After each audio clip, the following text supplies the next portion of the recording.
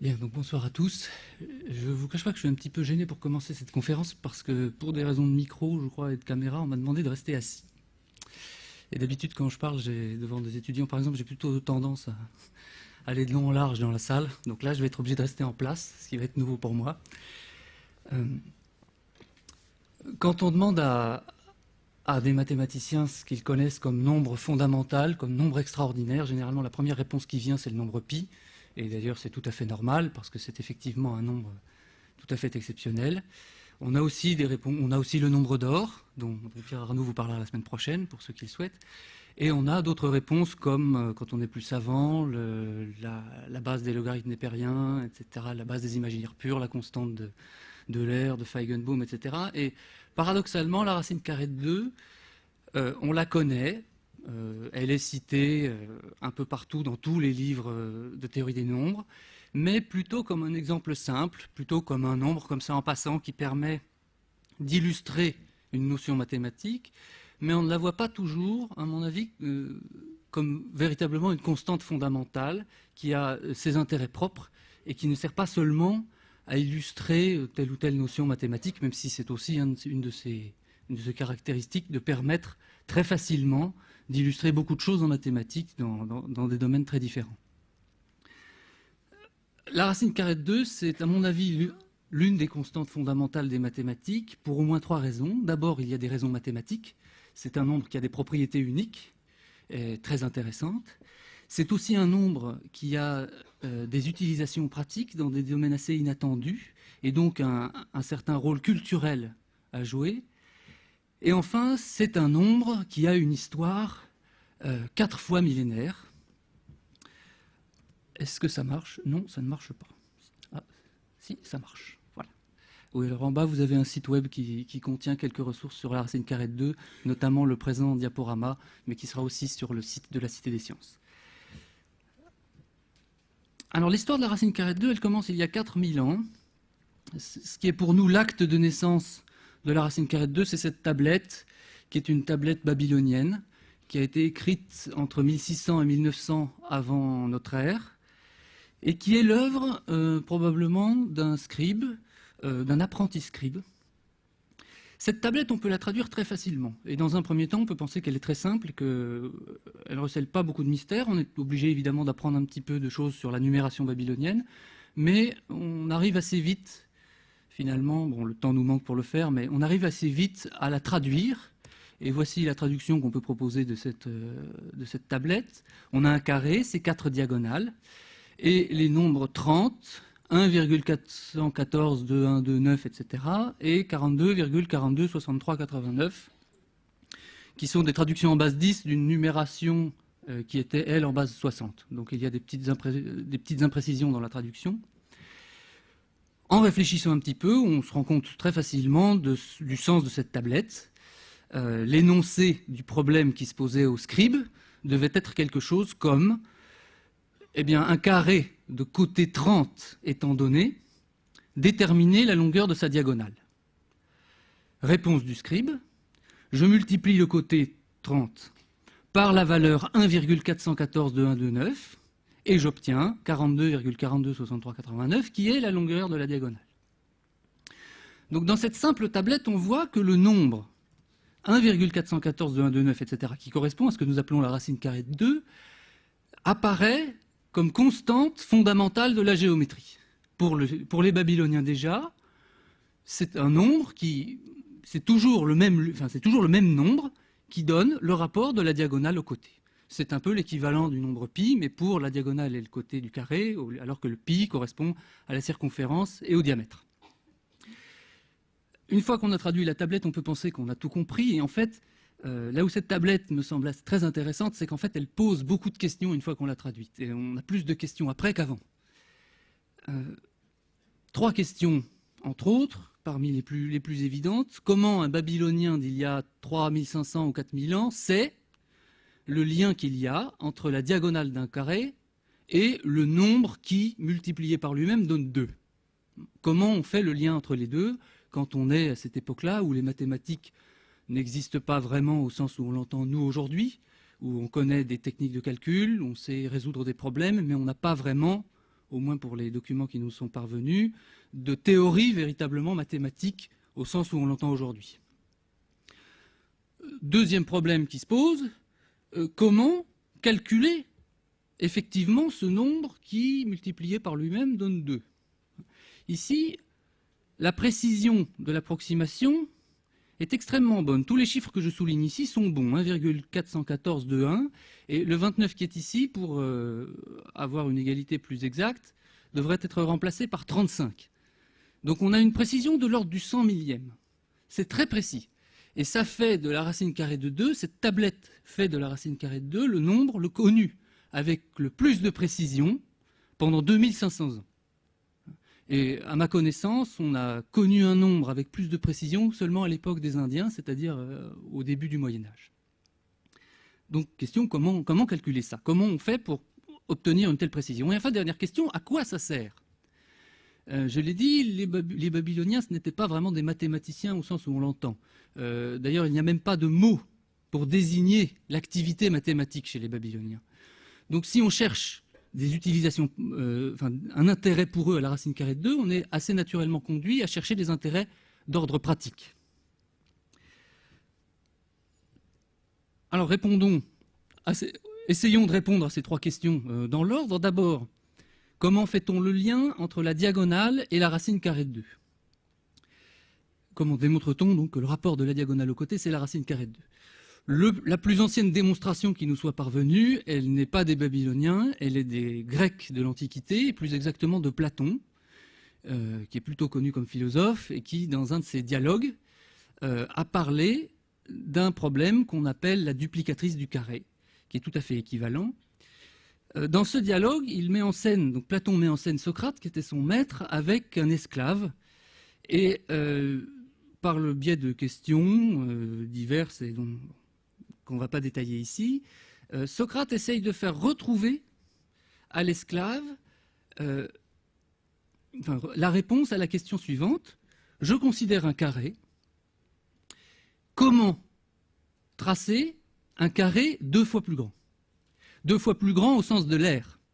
Si on double simplement la longueur des côtés, évidemment, l'aire est multiplié par 4, et ça n'est pas la réponse à la question. C'est d'ailleurs la première réponse que propose l'esclave, et Socrate, la première chose qu'il a à faire, c'est de lui expliquer que ce n'est pas la bonne réponse. Et à l'issue d'un travail assez laborieux, la réponse qui se dégage est la suivante. Pour doubler le carré, on construit d'abord sa diagonale, puis le carré sur sa diagonale, sur la diagonale. Ce carré-là, le carré vert, est d'aire double du carré initial. Démonstration, on complète simplement la figure. On constate que sur cette figure, on a 8 triangles, 4 triangles dessinés en jaune, et 4 triangles qui les entourent qui sont en blanc, ici, ici, ici et ici.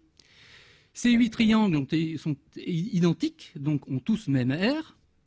Le carré de départ qui est ici contient 2 de ces triangles, et le carré construit sur la diagonale en jaune en contient 4. Donc il est bien d'aire double, et on a démontré de cette façon, d'une façon tout à fait élémentaire, que eh bien, la diagonale, c'est le nombre qui multiplié par lui-même donne 2, puisqu'on sait que le côté d'un carré est simplement donné par la racine carrée de son aire. C'est la réciproque de la formule qui dit que l'aire est simplement le carré du côté.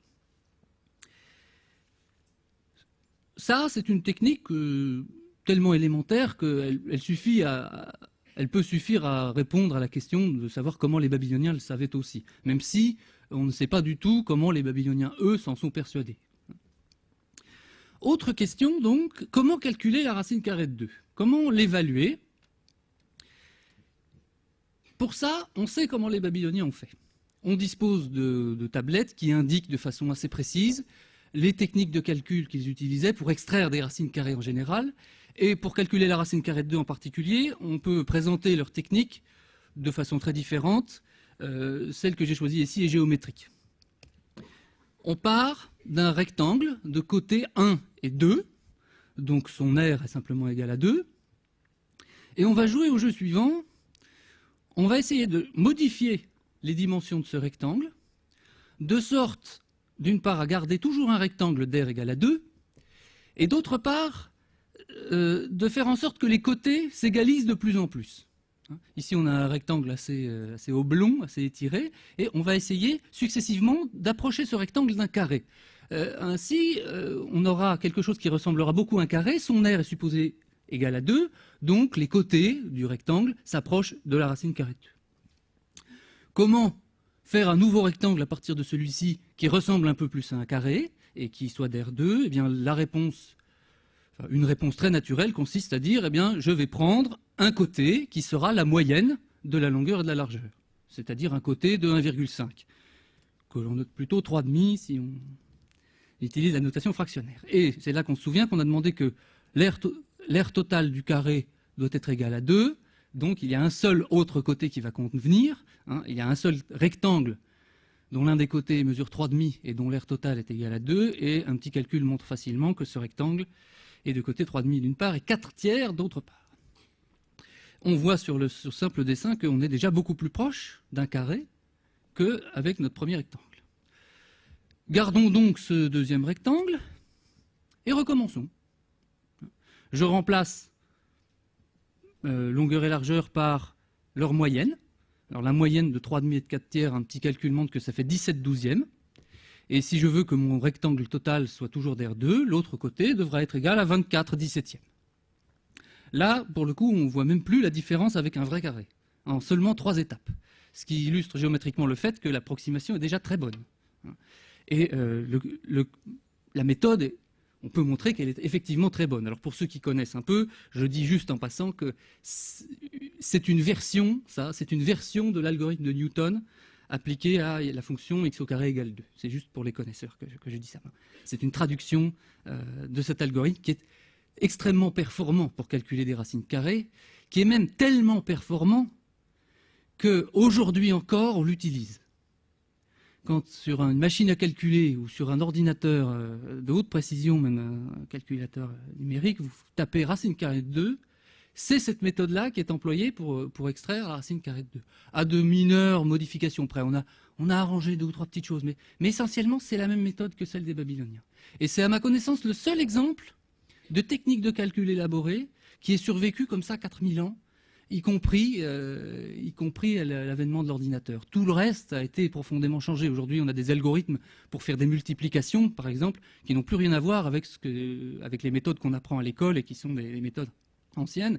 On a tout bouleversé, mais aujourd'hui encore, la technique du script babylonien d'il y a 4000 ans, elle est encore utilisée, elle est encore exploitable, et c'est à peu de choses près la meilleure qu'on connaisse.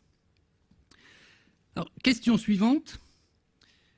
Donc, à quoi ça sert de calculer la racine carrée de 2?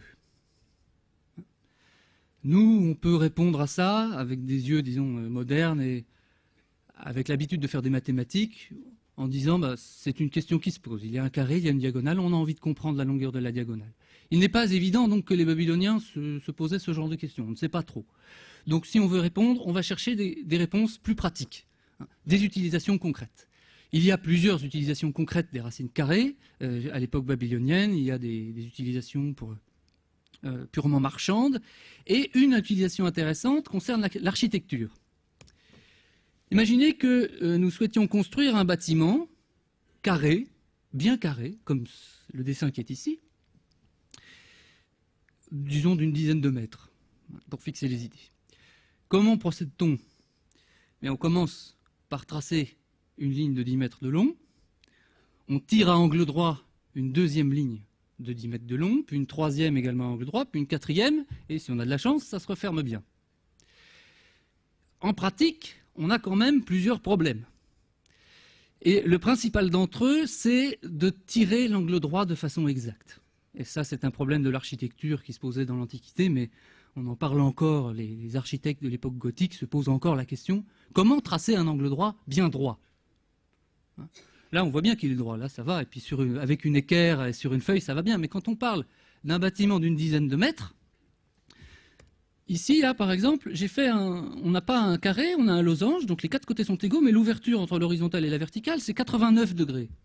C'est pas énorme comme erreur. Ici, on a 88. Ici, on a 87. Bon, vous voyez que si ça faisait 10 mètres, ça ferait un sacré écart. Donc on ne peut pas se permettre un tel écart, et donc on est obligé de tirer un angle bien droit. Alors si vous avez l'impression de pouvoir voir facilement ici qu'on n'a pas affaire à un carré, il faut bien penser qu'en pratique, les traits se font au sol, on ne voit pas le carré du dessus. Donc on regarde, on fait des estimations, le terrain est irrégulier, alors on peut être victime d'illusions d'optique. Juste pour mémoire, si les 4, le carré 90, la 89, 88, 87, si je les mets sur la même figure, mais que je les tourne un peu histoire de se placer dans une situation un peu moins idéale, vous pouvez chercher, pendant que je parle, vous pouvez essayer de chercher lequel des 4 est bien le carré.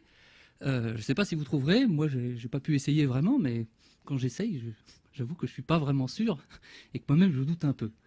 Si vous avez une idée, vous pourrez la proposer après, je vous donnerai la réponse. Donc comment faire pour s'assurer qu'on a bien un carré? Eh bien, une possibilité consiste simplement à tracer les diagonales. Comme je sais qu'il n'y a que dans un carré que le rapport de la diagonale au côté est égal à la racine carrée de 2, eh bien, j'ai qu'à mesurer ma diagonale, comparer sa longueur à la racine, comparer le rapport de la diagonale au côté à la racine carrée de 2, et celui des 4 qui vérifiera bien la bonne propriété sera le gagnant. Et sera bien, donc, ça peut servir non seulement à vérifier les angles droits, mais aussi à les tracer éventuellement. Alors, vous avez une idée? Vous voulez qu'on fasse un petit vote rapide? Allez, un petit vote rapide. Qui pense que c'est le premier en haut à gauche? Vous levez franchement la main si vous avez un avis. Donc, un bon succès pour le premier, je ne sais pas, un tiers des personnes peut-être. Pour le deuxième, un peu moins de succès le deuxième. Moins de succès. Le troisième, petite forme aussi pour le troisième. Et le dernier, bon, c'est quand même assez partagé. Il y a une majorité pour le premier, mais vous voyez que même si vous avez trouvé, on voit que globalement, il n'y a pas de majorité claire qui se dégage. Alors voilà la réponse. Voilà les 4. Donc, ceux qui ont répondu le dernier sont complètement trompés. Et c'était plutôt on pouvait comprendre pour 89, mais bon, le dernier, c'était pas bon. Et 88, vous êtes majoritaire à avoir proposé 88, c'était pas le bon, c'était celui-là. Bon, peu importe. Alors, malgré tout, donc ça, c'est une vraie utilisation potentielle de la racine carrée de 2 pour tirer des angles droits. Malgré tout, on ne doit pas... oui, alors elle est attestée partiellement chez les Égyptiens, pas chez les Babyloniens, mais chez les Égyptiens de l'Antiquité, qui ont utilisé un système de mesure qu'on appelle digital, parce qu'il est construit, l'une de ses unités, c'est le doigt, et qui montre des unités, des ordres de grandeur successifs qui sont dans des rapports 7 cinquièmes et 10 septièmes, qui sont d'assez bonnes approximations de la racine carrée de 2. Donc l'hypothèse a été émise à la fin du XIXe siècle par un égyptologue qui s'appelle Francis Griffith, que c'était précisément pour ce type d'application qu'ils ont inventé ce système de mesure. Donc ça corroborerait cette idée qui est toujours discutée aujourd'hui. Bon, c'est toujours délicat de trancher définitivement sur ce genre de questions, mais c'est une possibilité. Malgré tout, même si on imagine un bâtiment très très grand, comme les pyramides d'Égypte, qui font de l'ordre d'une... Enfin, ça se compte en centaines de mètres. Disons, à côté d'une pyramide, c'est 100, 200 mètres. Qu'on veut vérifier que l'angle est bien droit, étant donné toutes les imprécisions à l'époque dans les calculs et dans la réalisation matérielle à partir d'un plan, qui pouvait atteindre 3 ou 4%, et même plus, et d'ailleurs à leur naissance, c'était pas mieux, on n'a pas besoin d'une très grande précision dans la racine carrée de 2. On n'a pas besoin, comme avaient les Babyloniens, d'une précision au 100 millième. C'est trop précis pour les utilisations qu'on peut en faire à l'époque. Aujourd'hui, racine carrée de 2 au 100 millième, c'est évidemment très insuffisant. Quand on fait des calculs de haute précision, on ne peut pas se contenter de 6 décimales. Mais à l'époque, même en architecture, même pour un très grand bâtiment, de toute façon, les imprécisions de toutes sortes sont trop grandes pour justifier le recours à une évaluation de la racine carrée de 2 précise au 100 millième près. Donc, quelles que soient les autres utilisations qu'on peut imaginer de la racine carrée de 2, donc des utilisations marchandes, entre autres, jamais on a besoin de plus de 2 décimales, quoi. Jamais. Donc, on a un vrai problème pour comprendre ce qui a fait que le scribe, lui, a voulu écrire une évaluation aussi précise de la racine carrée de 2. On peut imaginer plusieurs explications. L'une d'elles, c'est tout simplement le plaisir du jeu, le plaisir de calculer. Après tout, ils avaient une bonne méthode de calcul, on l'a vu. Donc pourquoi ne pas la tester? Pourquoi ne pas s'amuser, se faire plaisir à s'amuser? Après tout, nous-mêmes, on s'extasie tous les 2 ou 3 ans quand on bat un nouveau record de calcul de décimale de pi. On en est à 1000 milliards. Quel intérêt? Bon, on peut trouver des petits intérêts, mais vraiment très marginaux. Et on n'est pas du tout obligé de calculer 100 000 milliards de décimales de pi aujourd'hui. Si on le fait, c'est surtout parce que ça fait rêver, hein, et parce que c'est assez fascinant de se dire qu'on est capable de calculer un nombre comme pi avec autant de chiffres après la virgule. Mais l'intérêt réel, il est extrêmement limité. Et il ne justifie certainement pas que tant de gens tâchent aujourd'hui, s'intéressent à ces questions. Si ce n'est un intérêt, disons, un peu gratuit, pourquoi pas, hein, c'est important aussi. Et puis, un autre type d'intérêt qu'on peut imaginer, mais là c'est vraiment de l'ordre de la prospective, mais ça nous permettra d'aller plus loin, c'est de se dire finalement, les Babyloniens, quand ils ont écrit racine carrée de 2, ils ont écrit l'équivalent, donc en base 60 du chiffre des unités, puis les dixièmes, les centièmes. Ils ont très bien pu se dire, ça va s'arrêter. Après tout, si je divise 23 par 8, ou 25 par 8, ça fait, alors 25 par 8, ça fait 3,125. Donc je fais la division, 3,125, j'ai fini. Et ils connaissent bien ces nombres-là, ils aiment bien les nombres qui s'arrêtent comme ça, en base 60 pour eux. Ils ont très bien pu se dire, la racine carrée de 2, pareil, si je fais le calcul, je continue assez loin, je finirai par avoir la valeur exacte de la racine carrée de 2. Autrement dit, la question qui peut se poser, je la traduis dans notre langage, oui. Racine carrée de 2 est-elle un nombre décimal? C'est-à-dire, s'écrit-elle avec une quantité finie de chiffres après la virgule? Voilà une question intéressante. Pour le savoir, imaginons qu'on écrive racine carrée de 2 précisément comme ça, c'est-à-dire que le calcul finisse par s'arrêter, les premières décimales, donc 1,414, 213, etc., et qu'il y ait une dernière décimale, un dernier chiffre, petit d, ici, et que ce soit fini. Je vais ensuite multiplier racine carrée de 2 par elle-même, de deux façons différentes. La première va être la façon théorique, et celle-là, elle va être vite vue. Racine carrée de 2, par définition, c'est le nombre qui multiplié par lui-même donne 2. Donc racine carrée de 2 fois racine carrée de 2, je viens de le dire, ça fait 2. Et puis l'autre façon de multiplier racine carrée de 2 par elle-même, c'est d'utiliser la bonne vieille méthode au château qu'on apprend à l'école. Alors, je ne vais pas vous dérouler toute l'affaire, vous la connaissez. Je prends le dernier chiffre du multiplicateur, je le distribue sur les chiffres du multiplicand, ça me donne une première ligne de chiffres, que j'écris ici de façon générique avec la lettre X, mais les chiffres qui sont ici, évidemment, ne sont pas tous les mêmes. Le X, qui est le chiffre qui correspond au X, c'est ici, n'est pas le même que celui-là. Je distingue simplement le U ici. Le U, c'est le premier chiffre que j'obtiens quand je commence ma multiplication. Il va jouer un rôle crucial. Une fois que j'ai fait cette première ligne, donc je prends l'avant-dernier chiffre du multiplicateur, je le distribue sur les chiffres du multiplicand, et je décale le tout d'un rang vers la gauche, je continue comme ça, et une fois que j'ai fait ça pour tous les chiffres du multiplicateur, j'obtiens une série de nombres qui sont décalés les uns vers les autres petit à petit, et j'en fais la somme verticalement. Et ce qui m'intéresse, c'est précisément le nombre U ici, qui présente la propriété intéressante de de n'être à la verticale d'aucun autre nombre. Donc il arrive tel quel dans le résultat du calcul. Il est aussi assez clair que le chiffre U qui apparaît ici est après la virgule. Or, on doit se souvenir que ce nombre ici, il doit être égal à 2. Puisque ça, c'est racine carrée de 2, ça, c'est racine carrée de 2. Alors, c'est pas très facile avec le... bon, j'ai écrit 2 fois racine carrée de 2 dans les deux cas, donc le résultat de la multiplication doit être le même dans les deux cas. Et donc, ici, je dois avoir le nombre 2. Autrement dit, il n'est pas question qu'il y ait un chiffre après la virgule qui ne soit pas nul. 2, c'est 2,000, et puis c'est tout. Donc le U ici, qui est après la virgule, il nous embête. La seule façon pour qu'il arrête de nous embêter, c'est qu'il soit égal à 0. Est-ce que c'est possible? Eh bien, U, il vient de là. Et donc U, c'est simplement le chiffre des unités de D fois D. Regardons. Si D égale 1, alors 1 fois 1, ça fait 1, le chiffre des unités, ce sera 1. Si D égale 2, 2 fois 2, 4, chiffre des unités égale 4. Si D égale 3, 3 fois 3, 9, chiffre des unités 9. Si D égale 4, 4 fois 4, 16, chiffre des unités 6, etc. Vous vérifiez facilement que, quelle que soit la valeur D que vous ayez choisie ici, jamais le U ne sera égal à 0. Si, il y a une façon de faire, c'est de prendre D égale 0. Mais évidemment, on ne prend pas D égale 0. D, on l'a supposé implicitement au départ que c'était le dernier chiffre décimal non nul.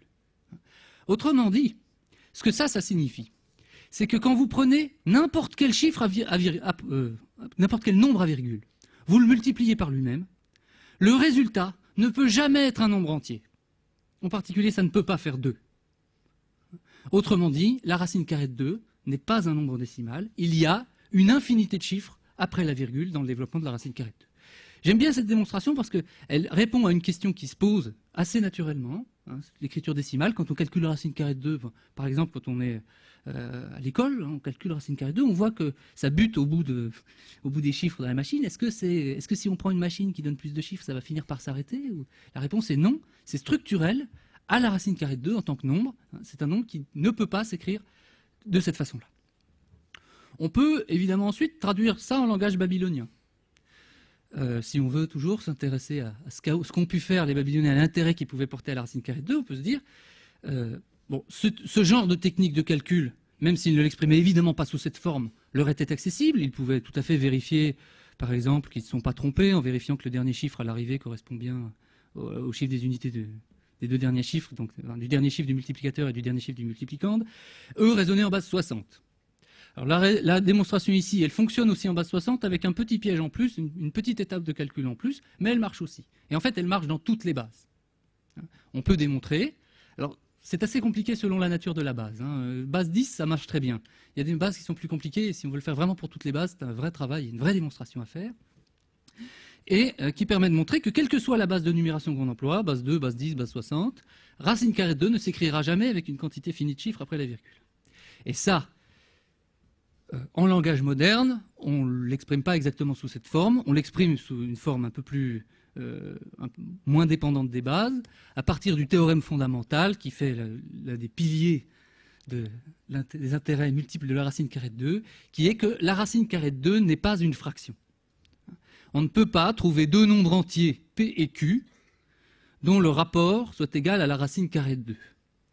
On dit que la racine carrée de 2 est un nombre irrationnel.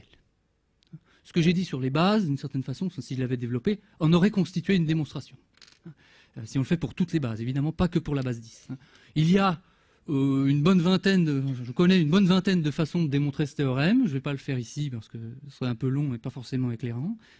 Mais c'est quelque chose de très important en mathématiques. La distinction entre nombres rationnels et nombres irrationnels, c'est une distinction fondamentale.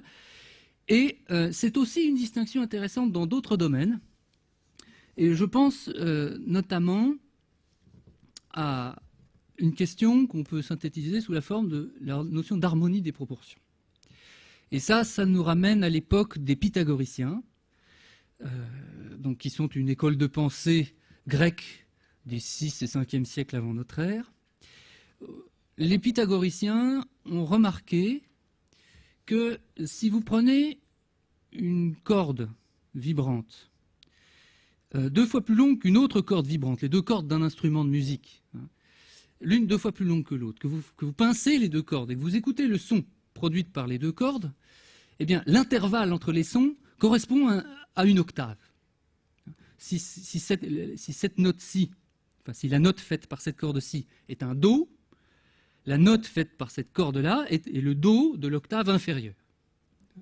Donc il y a une correspondance entre le rapport de 2 à 1, c'est-à-dire 2 fois plus grand, et l'intervalle musical d'octave.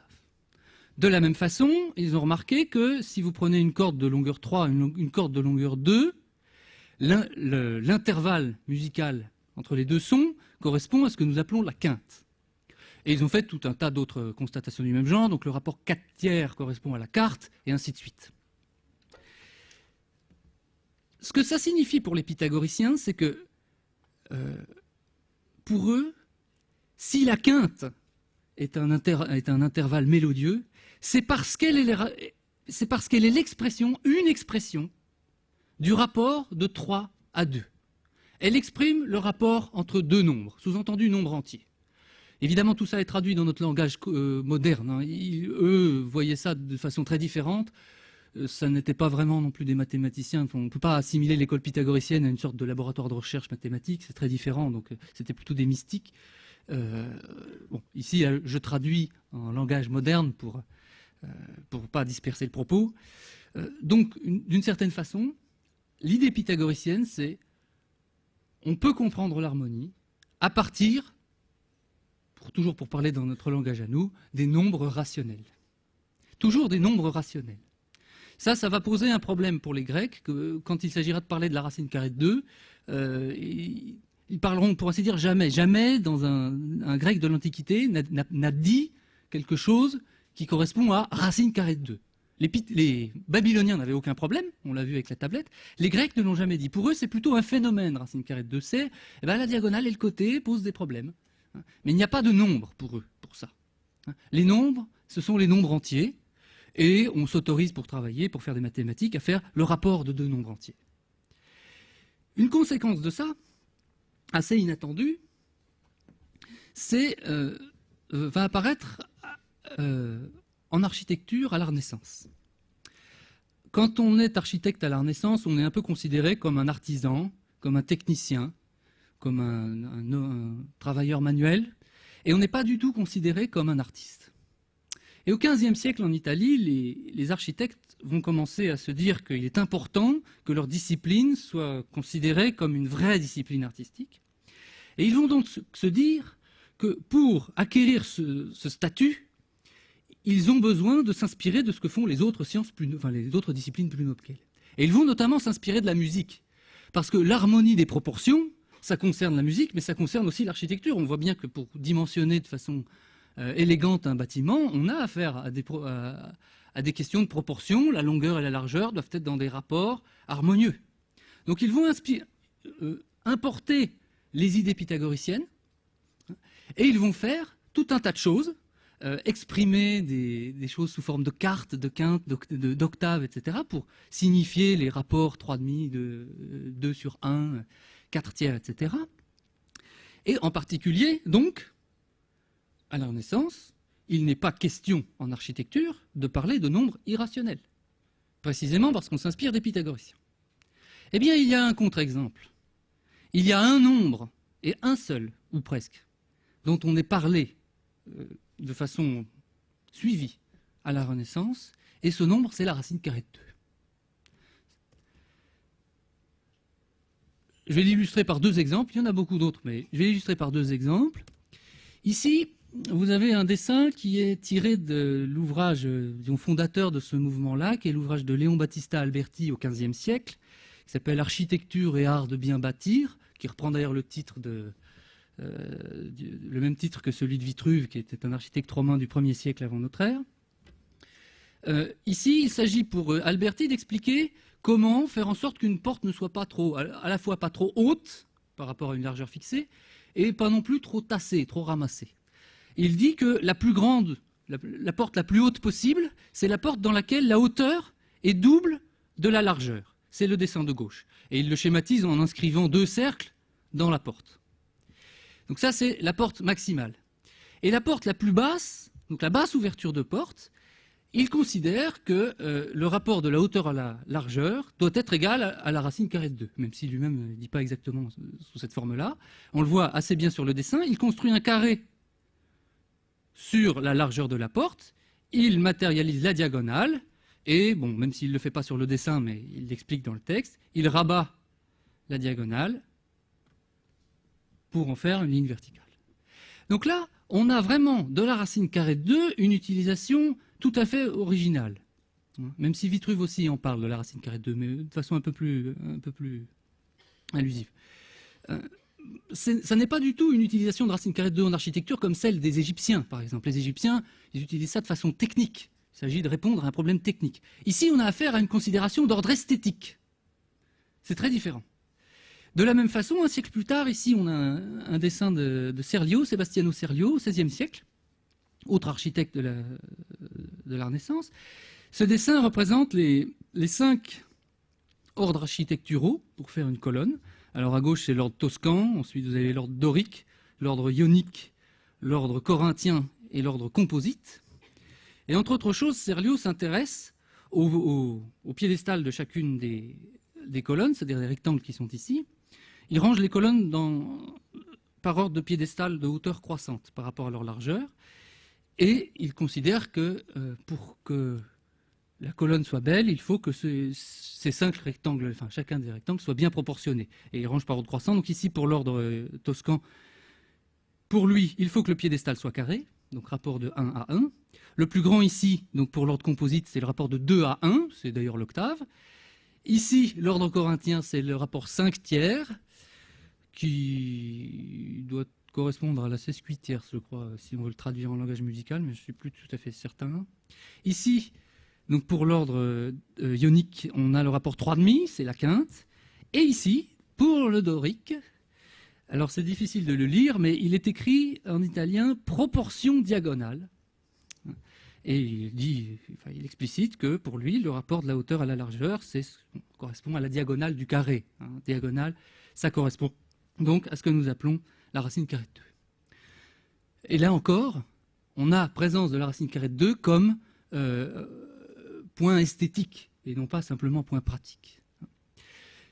Quand je dis ça, d'habitude, les gens, il y a un certain nombre de gens qui sont étonnés parce qu'on a l'habitude beaucoup plus de dire qu'en architecture à la Renaissance, c'est pas qu'en architecture, le nombre irrationnel dont on a parlé, c'est le nombre d'or. Alors, en réalité, c'est un mythe. Il n'y a pas le nombre d'or en architecture à la Renaissance. D'abord parce qu'il n'a aucune raison d'y être, parce que c'est un nombre irrationnel. Donc, comme tous les nombres irrationnels, a priori, il n'a pas vraiment droit de citer, même si on a le droit quand même, il y en a quelques-uns. Un peu la racine carrée de 3 de temps en temps, mais très rarement.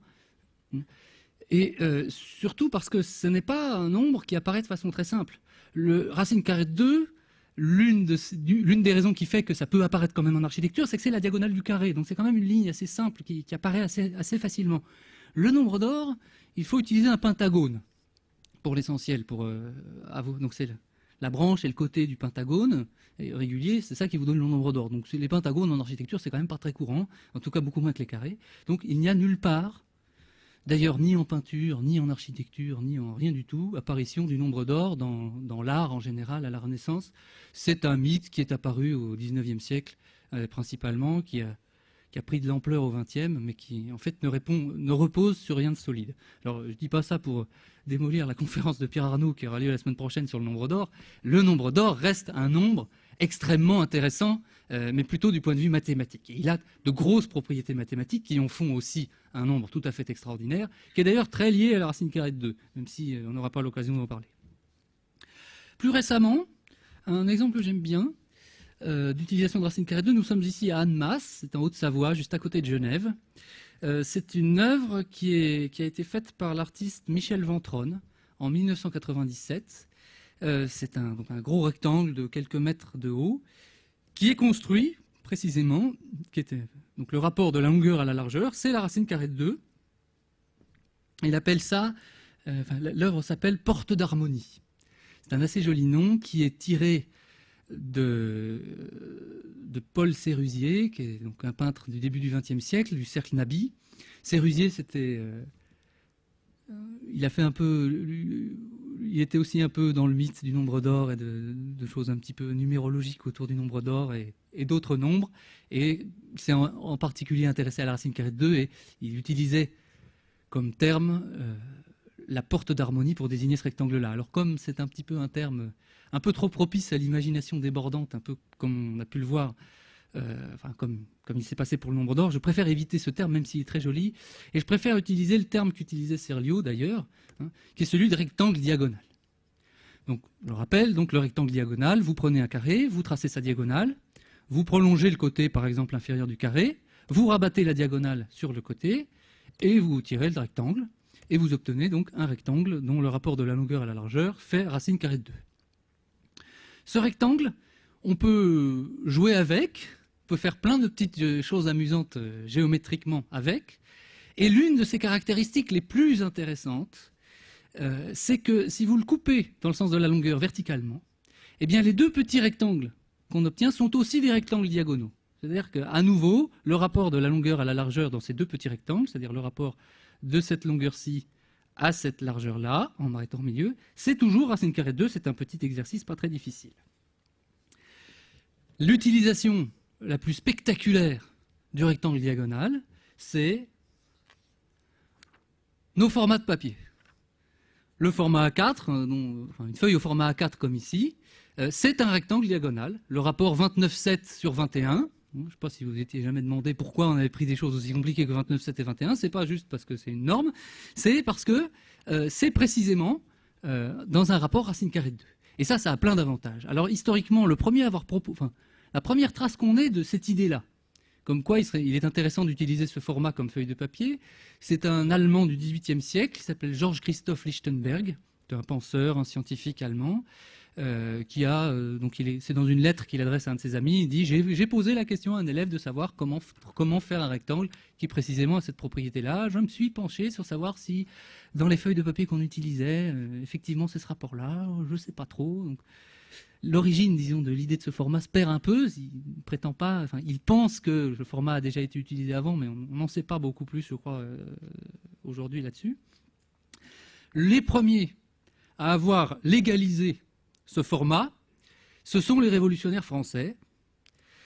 Ceci est la loi du 13 Brumaire de l'an 7 de la République, ce qui correspond au 3 novembre 1798, qui est une loi sur le timbre, comme il est écrit ici. Et dans le tableau qui est ici, sont définies de nouvelles mesures pour remplacer les anciennes qui étaient utilisées. Donc ils appellent ça grand registre, grand papier, moyen papier. Et ça correspond à des rectangles diagonaux. Alors il y a des petites différences, ils n'utilisent pas vraiment le format A, mais plutôt le format qui correspond, nous, à notre format B, qui est un format dérivé tout à fait équivalent. Donc on ne retrouve pas le 21-29-7 ici, on retrouve quand même le 29-7 ici. Je ne sais pas si vous arrivez à le lire. 0,2973 là, il est écrit. Ça correspond à notre 0,297. Mais là, au lieu d'avoir 21, on a 42. C'est-à-dire que ça correspond au format A3, 2 fois plus grand. Pourquoi les révolutionnaires français ont voulu faire ça, enfin l'Assemblée nationale? Eh bien, je dis ça correspond à une loi sur le timbre. Alors le timbre, ça voulait dire timbre fiscal à l'époque. La raison qui a justifié l'emploi de ce format, c'était la suivante. Quand vous faites un acte officiel, ici il est question d'effets négociables ou d'effets de commerce, vous devez payer une taxe pour faire réaliser cet acte. Donc c'est un timbre fiscal, comme on connaît les timbres fiscaux aujourd'hui. Et l'idée a été de rendre cohérent le prix du timbre, selon l'importance de l'acte. Et on a dit, enfin les députés ont dit, eh bien, selon la taille que j'utilise, si j'utilise un format 2 fois plus grand pour un acte, eh bien je dois payer 2 fois plus cher, tout simplement. Et si j'utilise une feuille 2 fois plus petite, je paierai 2 fois moins cher. Avant, on n'avait pas des formats bien définis, qui n'étaient pas dans des rapports simples les uns avec les autres. Alors le prix du timbre sur les différents formats n'avait pas de cohérence.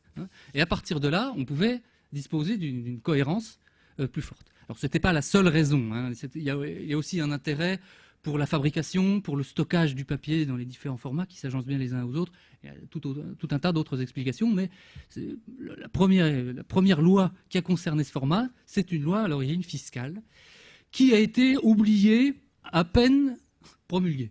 N'a jamais été utilisée, en particulier le format, j'ai mesuré le format du bulletin en question, c'est pas du tout un format diagonal. Il ressemble un peu au nombre d'or, d'ailleurs, c'est à peu près 1,6. Donc ça a été oublié tout de suite. L'idée est revenue à la fin du 19e siècle en Allemagne, à nouveau. Donc, après être parti de Lichtenberg, on est revenu en Allemagne à la fin du 19e siècle. C'est un chimiste qui a eu cette idée, qui est célèbre par ailleurs comme chimiste, qui s'appelle Wilhelm Ostwald.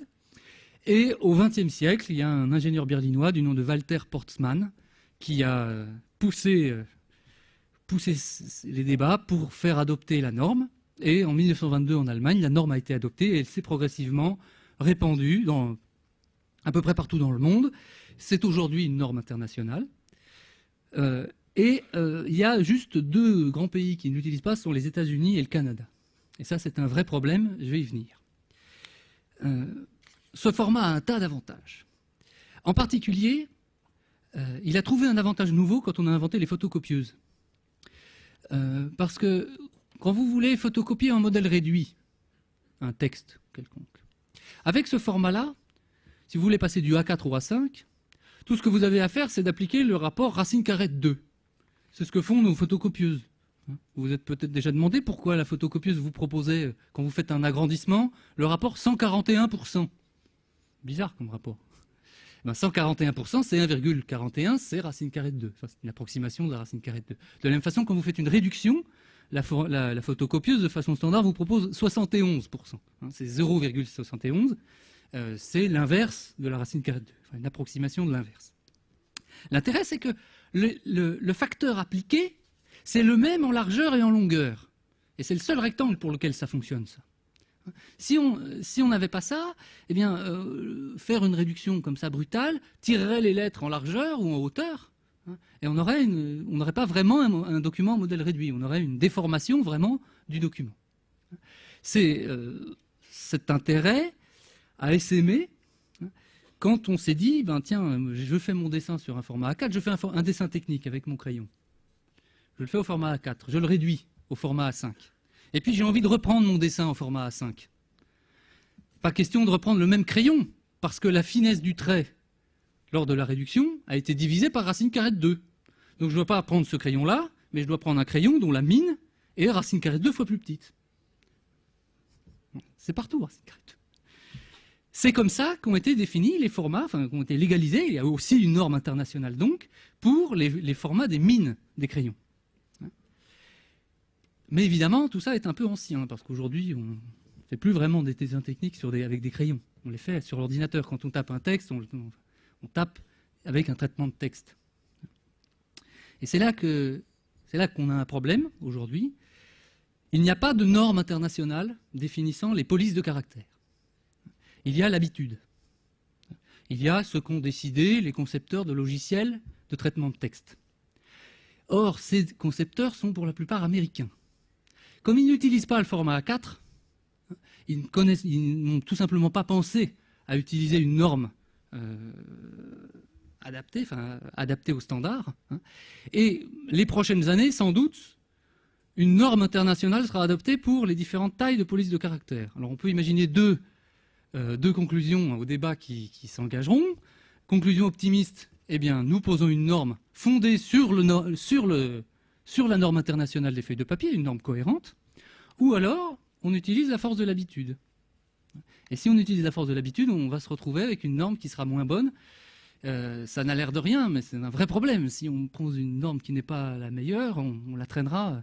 Ça me fait penser au clavier des ordinateurs. Je ne sais pas si vous savez, les claviers des ordinateurs, au départ, donc A, Z, E, R, T, pourquoi on a mis ça comme ça? L'idée de départ, c'était qu'avant, on tapait à la machine à écrire. Et mécanique, quand vous appuyiez sur une touche, il y avait un bras qui se levait et qui tapait un ruban qui imprimait sur la feuille. Et quand on tapait trop vite, il y avait les bras qui se mélangeaient les uns aux autres et la machine tombait en panne. Donc on a conçu, à l'origine, la position des lettres de sorte à ralentir le plus possible le débit. Donc, et aujourd'hui, comme la norme, l'habitude s'est transmise, on a encore des claviers qui, au départ, sont conçus pour nous ralentir la vie. Donc on a le A qui est une lettre qu'on n'utilise jamais, le A. Et ben comme on l'utilise jamais, on l'a mis sur l'index. En revanche, le Y, très courant, on l'a mis sur l'auriculaire pour le A, c'est pratique, qu'on n'utilise jamais donc, et le Y qu'on utilise tout le temps, on a l'index. Bon, voilà. Et on le tient, et avant que ça change, ce sera difficile. C'est pas dit qu'on y arrive un jour. Donc, ce genre de débat, si ce genre de débat vous intéresse, je vous invite à consulter un très bon site internet qui est celui de Marcus Kuhn. Oups. Qui est référencé dans la liste dans les ressources de l'annonce de la conférence là, très au point sur le sujet. Et si ce débat-là vous intéresse, il est très au point pour toutes ces questions. Alors tout ça sont des utilisations intéressantes de la racine carrée de 2, mais elles ne sont pas très compliquées finalement. Dès qu'on connaît un peu de mathématiques, on y arrive très bien. Et je ne voudrais pas laisser l'impression qu'il n'y a rien à dire sur la racine carrée de 2. En fait, on a plein de choses à dire très intéressantes, très mathématiques, et qui peuvent aller bien au-delà simplement du niveau du collège ou du lycée. Vous avez ici les 1000 premières décimales de la racine carrée de 2. Je ne sais pas si Jean-Paul Delahaye vous a fait le même coup avec pi la semaine dernière. C'est facile. On sait les calculer très bien. Depuis les Babyloniens, on a dit donc on a un algorithme, on peut calculer autant que vous voulez. Il n'y a pas de problème. Question suivante qui s'est posée au début du XXe siècle, c'est un mathématicien français du nom d'Émile Borel. Il s'est dit ce serait intéressant de comprendre comment elles sont fichues ces décimales. Est-ce qu'il y a un schéma général de formation? Est-ce que la date de naissance de monsieur apparaît quelque part? Si oui, est-ce qu'elle apparaît plus souvent que la date de naissance de madame? Est-ce que j'ai plus souvent des 0 que des 1? Est-ce qu'il y a un moment où je n'ai plus du tout de 3? Ce genre de questions. Donc il l'a posé à partir de 1909, notamment pour la racine carrée de 2. C'était un des cas qui l'intéressait. Il cite explicitement racine carrée de 2, mais il y a d'autres nombres, comme pi par exemple. Et eh bien la réponse aujourd'hui, c'est-à-dire un siècle plus tard, et on n'en sait absolument rien. On n'a aucune réponse. Il y a 2 ans, il y a deux chercheurs français, qui sont Boris Adamczewski et Yann Bugeaud, de l'Université de Strasbourg, qui ont fait un petit bout du chemin, un tout petit bout du chemin. Mais c'est très technique, je ne vais pas vous expliquer ce que c'est, d'ailleurs moi-même je ne sais plus exactement les hypothèses exactes, mais c'est vraiment tout léger, c'est un tout petit chemin, c'est un gros travail, hein, mais ça donne une toute petite piste, ça ne permet de répondre à aucune des questions que j'ai données là. Donc on a vraiment un écart complet avec racine carrée de 2, et c'est vraiment le nombre qui montre le plus l'écart entre le quantitatif d'une part, je peux calculer plein de décimales et ça va tout seul, et le qualitatif d'autre part, comment elles sont fichues, comment elles se répartissent. Pour pi aussi, la question se pose, évidemment. Hein. Pour pi, c'est un peu plus difficile de calculer les décimales. Les formules, elles sont plus compliquées. D'ailleurs, pour calculer pi, souvent, il faut calculer racine carrée de 2 avant. C'est quelque chose qu'on ne dit pas toujours, mais derrière un record de pi, il y a un record de racine carrée de 2 qui sommeille. Mais comme les décimales de racine carrée de 2 ne sont pas prestigieuses, on ne les garde pas et on n'en parle pas.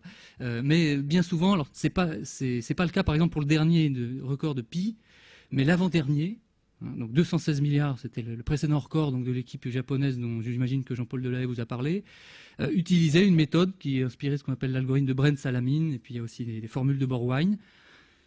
Vous partez de racine carrée de 2 et après vous obtenez pi. Tout comme Archimède partait plutôt de racine carrée de 3 à partir de l'hexagone, ou de racine carrée de 2 avec le carré. Généralement, pour pi, pour connaître pi, on a besoin de connaître racine carrée de 2 avant. Donc, et pour pi, on a aussi un autre renseignement qu'on n'a pas sur racine carrée de 2, c'est l'algorithme de Bailey-Borwein-Plouffe, donc j'imagine que Jean-Paul Delahaye vous a parlé aussi, si vous étiez là. C'est un moyen de calculer la millionième décimale de pi sans avoir à calculer les précédentes. On sait le faire pour pi en base 16, on ne sait pas le faire en base 10, mais bon, oublions ça. On sait le faire pour un nombre comme pi. L'algorithme, la méthode fonctionne pour pi. Il fonctionne pour pi fois racine carrée de 2. Mais il ne fonctionne pas pour racine carrée de 2. Ce qui fait qu'on est moins bien renseigné sur les décimales de racine carrée de 2 aujourd'hui qu'on est sur pi. Donc en ce sens, racine carrée de 2 est très compliqué. Alors face à ça, on peut imaginer 2 types de conclusions, enfin de prolongements. On peut dire d'abord, c'est la faute de racine carrée de 2. C'est un nombre trop compliqué. Bon, on n'arrive pas à l'écrire. Bon, enfin, on n'arrive pas à comprendre comment sont fichues ces décimales. C'est lui qui écrit trop compliqué. Et il y a une deuxième façon d'interpréter le phénomène qui consiste à dire, c'est pas la faute de la racine carrée de 2, c'est la faute de la base 10. Après tout, on n'est pas obligé d'écrire racine carrée de 2. La base 10, ça n'est pas la méthode universelle pour représenter les nombres, c'est une structure de données, c'est-à-dire une façon d'agencer quelque chose. C'est une façon de représenter le nombre. On peut en imaginer d'autres. Et si on en imagine d'autres, eh ben on aura peut-être racine carrée de 2 qui s'écrira de façon plus compréhensible. On comprendra mieux la façon dont c'est fichu. Alors je ne vous cache pas que ce soit la base 10, la base 2, la base 40, on est tout aussi embêté pour décrire les décimales de racine carrée de 2 avec la base 10. Mais il existe d'autres modes de représentation des nombres, que le temps passe, alors je vais aller un peu vite, je m'en excuse par avance. La méthode la plus classique, la plus ancienne, qui a été imaginée à partir de la Renaissance et qui s'est vraiment développée principalement au XVIIIe siècle avec Léonard Euler, consiste à représenter les nombres sous la forme d'une fraction continue. Tout nombre x peut s'écrire de la façon suivante. C'est une fraction à étage, quoi, qui s'arrête ou qui ne s'arrête pas. Elle s'arrête si x est un nombre rationnel, elle ne s'arrête pas si x est un nombre irrationnel. A, B, C, D, E, F, etc. ce sont des nombres entiers positifs. Ce sont l'équivalent des décimales. Quand on écrit racine carrée de 2 en base 10, on a les décimales. Et bien, quand on écrit x sous forme de fraction continue, les décimales sont représentées par ces entiers-là. Alors, ils ne sont pas entre 1 et 10, ils ne sont pas limités en valeur supérieure. Et ce sont ce qu'on appelle les quotients partiels de x. Il existe une méthode pour un x étant donné, déterminer A, B, C, déterminer ses quotients partiels, exactement comme il existe une méthode qui, partant d'un nombre x, vous donne son développement décimal. Il existe un algorithme, je n'ai pas le temps de le détailler, je pourrais y revenir éventuellement si vous le souhaitez, mais admettons ça comme une réalité. C'est une façon de représenter les nombres qui est plus profonde mathématiquement que la base 10. Elle dit plus de choses d'une certaine façon, présente d'autres inconvénients, mais elle dit d'une certaine façon plus de choses sur le nombre x. Avec les fractions continues, il y a une très belle démonstration géométrique qui est à gauche, qui est juste là pour illustrer. Je n'ai pas le temps de la faire, mais elle est vraiment du niveau du collège.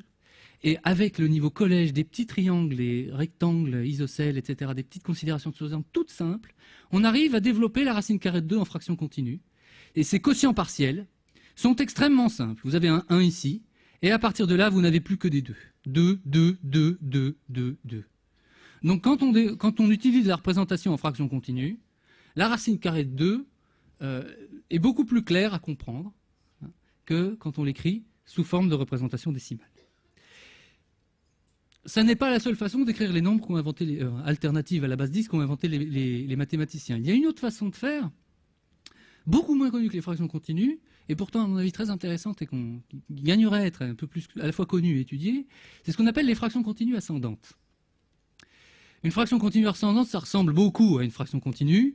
Vous écrivez les nombres x sous cette forme-là, qui est inversée d'une certaine façon des fractions continues ordinaires. Là encore, il existe un algorithme qui permet d'écrire x sous cette forme-là.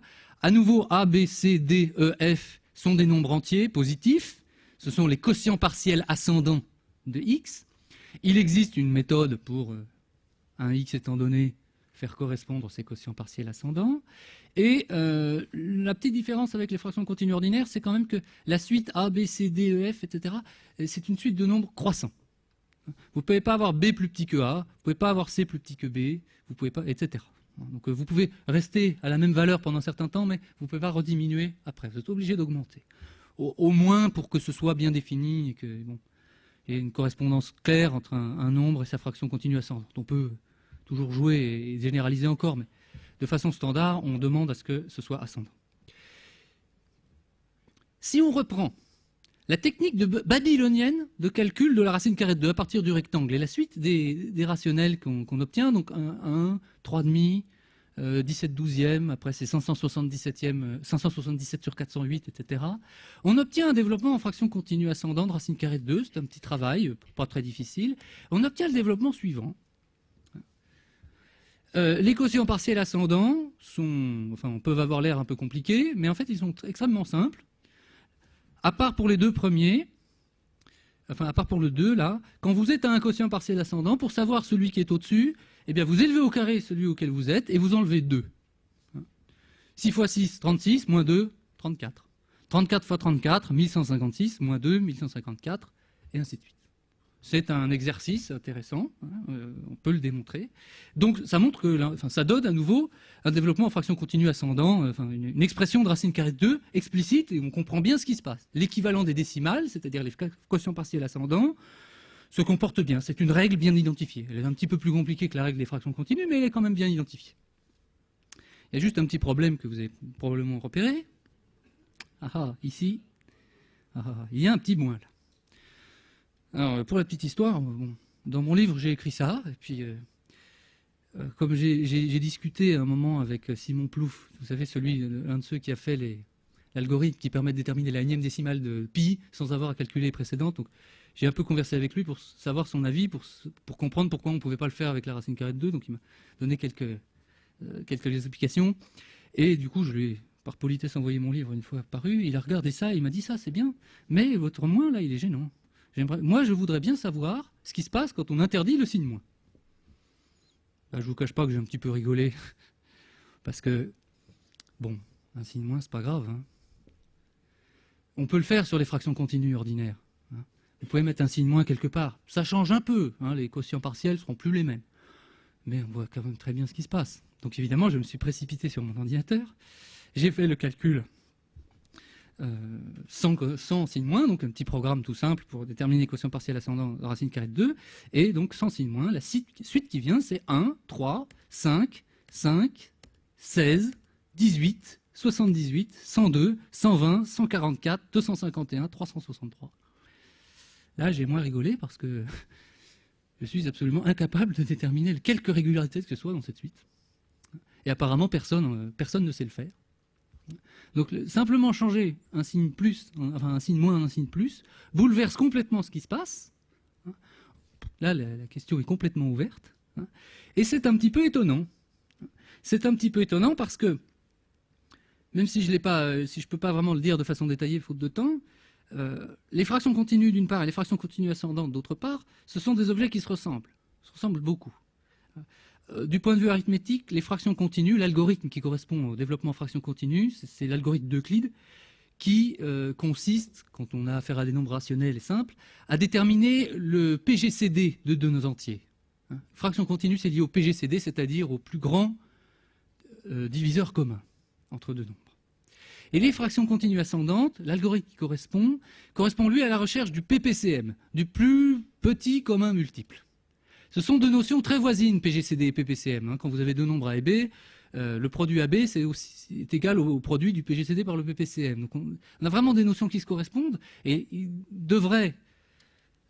serait logique de penser que le développement en fraction continue d'une part et le développement en fraction continue ascendante d'autre part montreraient un petit peu le même type de régularité, au moins pour un nombre comme racine carrée de 2.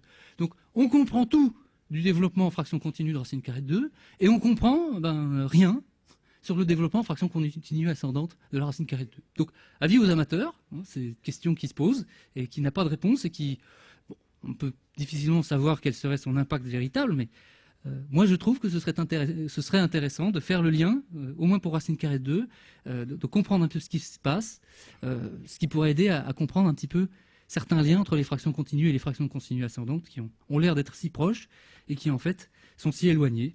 Et alors bien évidemment, il existe d'autres types de représentations des nombres. On peut représenter racine carrée de 2 sous forme de fractions égyptiennes. On peut faire des variantes sur les fractions continues et sur les fractions continues ascendantes.